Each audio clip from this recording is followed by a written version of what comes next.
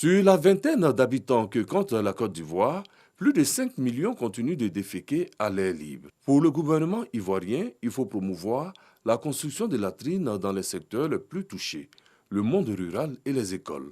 À Yamoussoukro, des animateurs communautaires ont vu leur capacité renforcée dans le domaine de la construction de latrines. Ils ont reçu dans le cadre du programme de latrinisation des écoles et villages conçu par le ministère de l'Assainissement et de la Salubrité leurs équipements. En effectuant le déplacement à Yamoussoukro, le ministre de l'Assainissement et de la Salubrité vient réitérer l'engagement de l'État dans le domaine. Et pour attirer l'attention de nos populations sur l'importance de l'assainissement en milieu rural et particulièrement la nécessité d'arrêter ce que nous considérons nous comme un fléau, la défécation à l'air libre. Parce qu'elle est source de maladies. C'est pour cela que le gouvernement a pris des engagements au plan international et le gouvernement s'applique justement à réaliser les engagements qu'il a pris. Et ce programme pour nous est extrêmement important. Je voudrais profiter de l'occasion pour féliciter notre direction de l'assainissement rural qui est vraiment à pied d'œuvre sur l'ensemble du territoire, vous l'avez vu. Et le combat, c'est vraiment d'arrêter ce phénomène le plus rapidement possible. L'accès à tous à des latrines. La Côte d'Ivoire entend relever le défi d'ici 2030.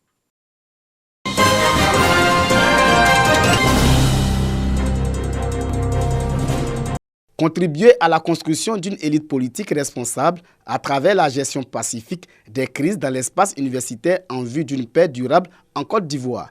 Projet de l'Observatoire de la solidarité et de la cohésion sociale. Financé par le Programme des Nations Unies pour le développement PNUD, ce projet vise à contribuer à la prévention et à la gestion des conflits en milieu universitaire à travers des mécanismes participatifs. Les espaces universitaires avaient été pendant longtemps un peu délaissés en matière d'action de cohésion sociale. Partant de ce constat, essayer donc de former, transformer nos jeunes étudiants en des acteurs de paix, de telle sorte que leur environnement immédiat d'apprentissage puisse être paisible. 83 étudiants issus des différents mouvements et syndicats estudiantins sont formés sur les indicateurs de violence en milieu universitaire. Cette démarche du ministère de la Solidarité et de la lutte contre la pauvreté est encouragée par les autorités universitaires. Cette cellule d'alerte précoce va permettre de pacifier les universités. Si nous avons une pacification de notre espace, c'est sûr que nous allons pouvoir respecter le calendrier académique.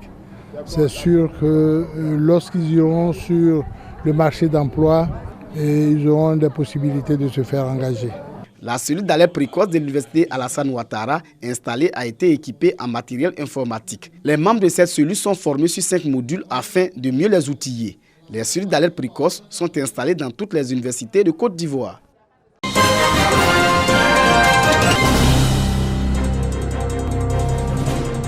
Du matériel informatique, des kits de construction métallique, de soudure et de menuiserie, dont la direction générale de l'Institut pédagogique national de l'enseignement technique et professionnel au centre de formation professionnelle d'Afotobo, route de Béoumi.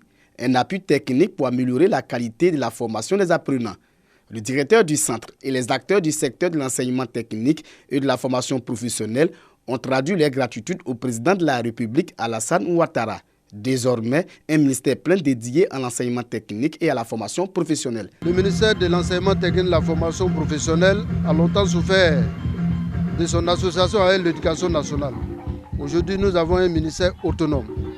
Tout le monde a salué l'avènement pour que le ministre de l'enseignement technique puisse réussir sa mission pour le bonheur de la formation professionnelle en Côte d'Ivoire. Cette cérémonie de remise de matériel à l'école est couplée à celle de la récompense des meilleurs élèves.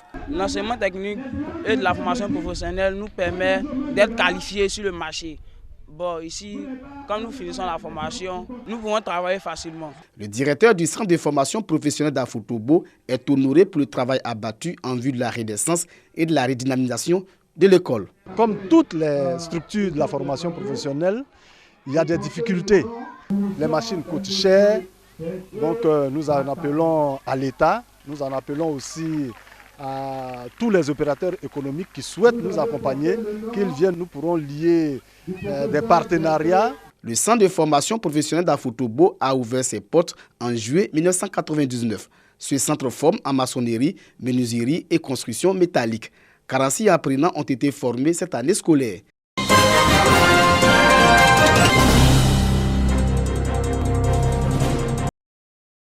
La réduction du taux élevé d'avortement clandestin au centre d'un atelier à Soubré, une initiative de l'ONG IPAS, Innovation for Poverty Action. Leader d'opinion, responsable d'associations et membres de la société civile planchent sur l'élaboration d'un cadre réglementaire des avortements sécurisés. En 3 jours de discussion, les participants ont amélioré leurs connaissances sur les droits en matière de santé sexuelle et reproductive. Cet atelier de clarification des valeurs vise à améliorer la perception que les populations dans leur ensemble, également les autorités ont autour de la question de la santé sexuelle et reproductive, plus précisément en ce qui concerne l'avortement sécurisé.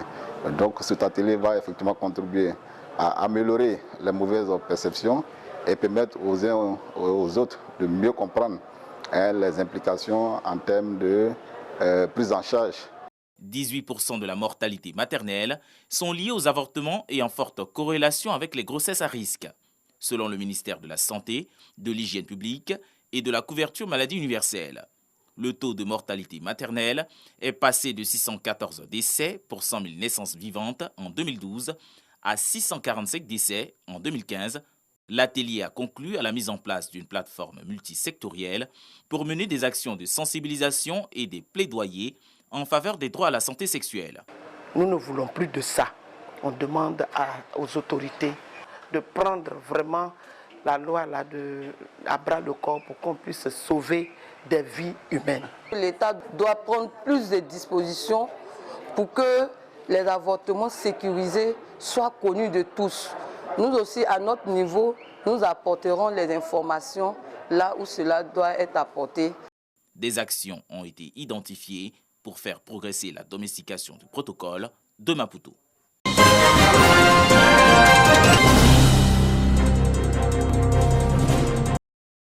À 10 km de Gagnoa, sur l'axe menant à Gueyo, le village de Bogrignoa.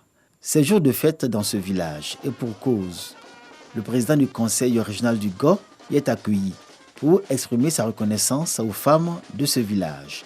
Des femmes braves, des femmes battantes, des femmes vaillantes, qui s'illustrent dans les activités champêtres et commerciales grâce auxquelles elles ont réussi le combat de leur autonomisation. Merci pour tout ce que vous faites pour ce village, parmi lesquels nous avons les latrines de l'école, la construction d'une maternité qui est en finition et que nous comptons inaugurer avec vous. À Bogrignoa, comme dans la plupart des villages de la région du Go, les femmes, par leur dynamisme, comptent comme actrices participant au développement socio-économique de leur région. Le conseil régional leur apporte un soutien constant dans le cadre de sa politique en faveur des femmes et des jeunes, dans la perspective de leur autonomisation et de leur réalisation sociale. Dernier acte en date en faveur des femmes de cette région, la remise à des associations de productrices de la région des tricycles pour le développement de leurs activités. Les femmes sont reconnaissantes au président du conseil régional du Go, Didier Bagnon. Il les assure que le conseil régional reste pour la région du Go le premier instrument de développement et de progrès. Nous sommes proches de la population, quel que soit le nombre de femmes, quelle que soit l'importance. Nous sommes tenus à les assister. Nous sommes une région où on cultivait particulièrement le riz. Ça a commencé à disparaître. Et si nos jeunes viennent aujourd'hui pour faire cette opération, je ne peux que les saluer. Les femmes de Bogrignoa bénéficient dans le village d'un environnement de bonne collaboration entre les communautés et de cohésion sociale, propice à l'exercice de leurs activités et à leur épanouissement.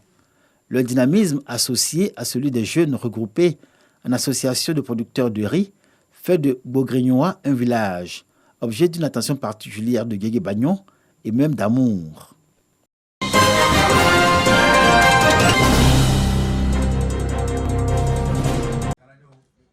Esplanade du centre culturel Jakaka, lieu choisi par toutes les confessions religieuses de Bouaké pour une prière œcuménique en vue du renforcement de la cohésion sociale et de la consolidation de la paix. C'est une initiative du mouvement Agir pour Bouaké. En invitant les femmes à œuvrer tous les jours pour garder cette cohésion-là. Soyez des messagères de paix.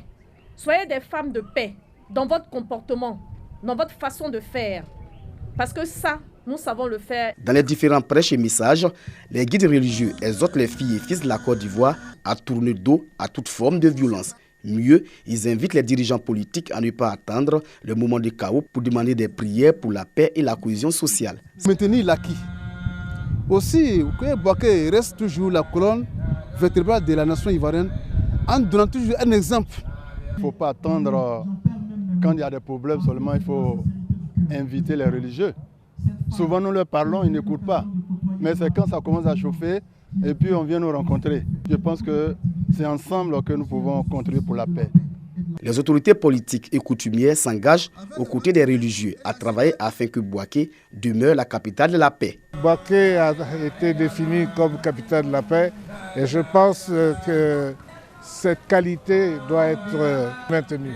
Cette prière nous fera du bien parce qu'en priant Dieu, tout ce que nos cœurs désirent, en tout cas Dieu va les exaucer. Les guides religieux ont aussi adressé des prières à Dieu pour le repos de l'âme des défunts premiers ministres Amadou Gon Coulibaly et Ahmed Bakayoko. La prière œcuménique pour la cohésion et la paix à Bouaké est à sa 2e édition.